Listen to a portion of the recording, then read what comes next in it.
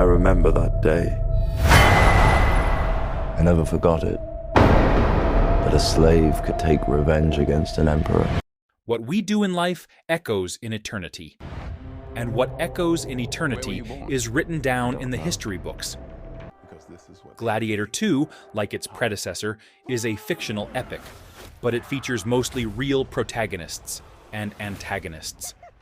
Many key characters, such as Lucius, Lucilla, Macrinus, and Emperors Geta and Caracalla, were real historical figures. While their stories have been significantly changed, they are rooted in history. I found it would therefore be fun to analyze the historical accuracy of the film. I hope you enjoy this video, and as always, a spoiler warning is in effect. Survive! Hold together and when it charges, break for the wall. The movie begins 16 years after the events of the first film, opening with a Numidian city under siege. Lucius informs us that this is the last free city in Africa Nova, the Roman province encompassing much of North Africa. However, historically, this battle would not have occurred, as Numidia had long been part of the Roman Empire by the time of Geta and Caracalla's rule, and there were no major conflicts in the region during their reign. The Romans are shown using siege towers mounted on ships to attack the city from the sea, a rare but historically accurate tactic. The Roman navy employed such methods during the siege of Syracuse in the Second Punic War, where Archimedes famously carried the Carthaginian side on his back. The city in the film falls after General Acacius, who was my favorite character but never existed, heroically leads his troops to victory. Lucius, like Maximus before him, is enslaved and forced to become a gladiator. In the arena, he faces feral baboons, and even a gladiator on a rhinoceros. While both rhinos and monkeys were occasionally used in Roman games, the effect on how they were used in this movie leaves room for interpretation. Whose head could I give you that would satisfy this fury? The entire Roman armies. Too much? A scene that sparked discussion as soon as the trailers were released features the Colosseum in Rome being flooded for naval combat. This is a topic of debate among historians and archaeologists, but it seems this event really did happen. The Romans even had a name for reenacting naval battles: naumachia. We still don't exactly know how they achieved this, but the floor and entrances of the arena likely had to be sealed with wooden planks or waterproof materials. The Romans were masters of water management, and nearby water sources were likely channeled through canals into the arena. Julius Caesar is credited with initiating naumachii, though not in the Colosseum, as it hadn't been constructed yet. That said, the introduction of sharks in the arena is complete fiction.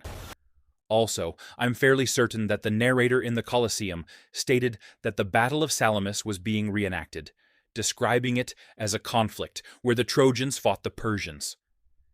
If my movie experience is correct, this would be an embarrassing blunder, as at Salamis it was the Greeks, not the Trojans, who fought the Persians.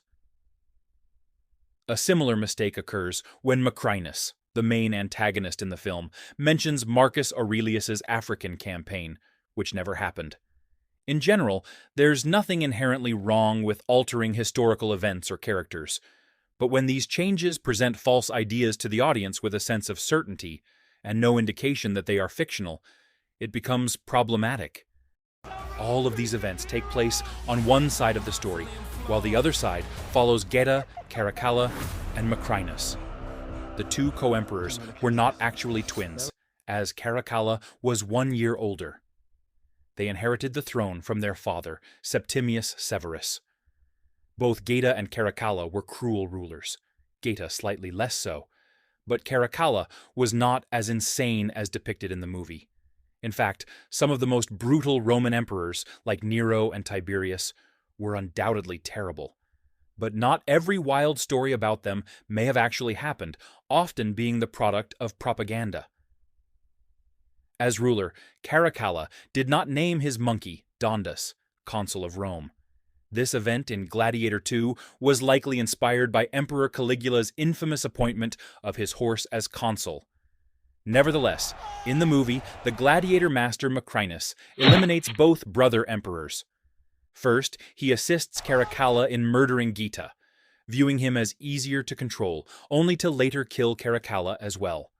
Parts of this are historically accurate. The real Macrinus, born in North Africa, rose through the ranks under Septimius Severus, and later under Caracalla. It was the Praetorian Guard, under Caracalla's orders, who killed Geta, with the younger brother dying in his mother's arms. Caracalla then became the sole emperor. During his Parthian campaign, Macrinus orchestrated Caracalla's assassination and was proclaimed emperor by the troops. Macrinus was the first emperor who did not come from the senatorial or imperial class. However, his reign was short-lived.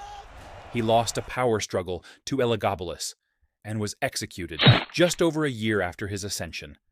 Emperor Elagabalus would later surpass even Caracalla and Commodus in being uniquely unqualified for the role of emperor. Finally, we come to the conclusion of Gladiator 2, as Acacius's army gathers outside the gates of Rome, facing Macrinus's forces on a nearby hill, who slightly outnumber them. The symbolism, cinematography, and visuals of the Roman forces in this scene are really beautiful.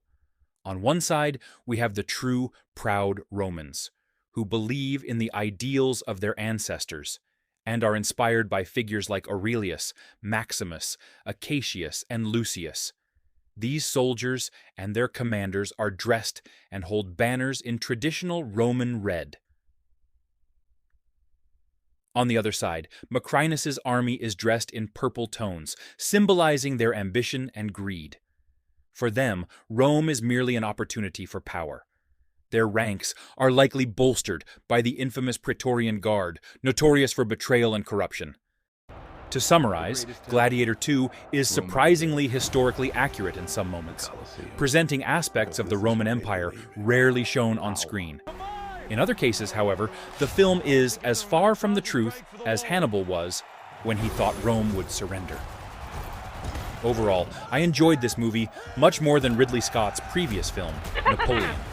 It's much easier to forgive historical inaccuracies when a film delivers a more moving experience, after all. I knew it from the start. Did you now? Rage. That rage is your gift.